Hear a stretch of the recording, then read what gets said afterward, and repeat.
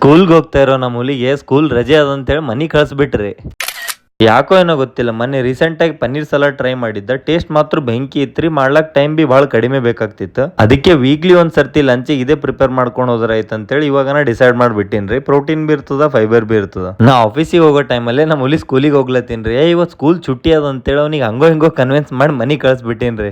ಅವ ಮನೆಗೆ ಹೋಗಿ ಅವ್ರ ಮಮ್ಮಿ, ಮಮ್ಮ ಸ್ಕೂಲ್ ಚುಟ್ಟಿ ಸಂಗಮೇಶ್ ಭಯ್ಯನೇ ಬೋಲ್ದಿಯಾ ಅಂತ ಹೇಳತ್ನನ್ರಿ. ಅವ್ರ ಅಮ್ಮ ಒಂದ್ ಕೆನ್ನೆ ಮೇಲೆ ಕೊಟ್ರು ನೋಡ್ರಿ ಶಾರ್ಟ್. ಅವನ್ ಮುಖದ ಮೇಲೆ ಎಕ್ಸ್ಪ್ರೆಷನ್ ನೋಡ್ಬೇಕಿತ್ರಿ.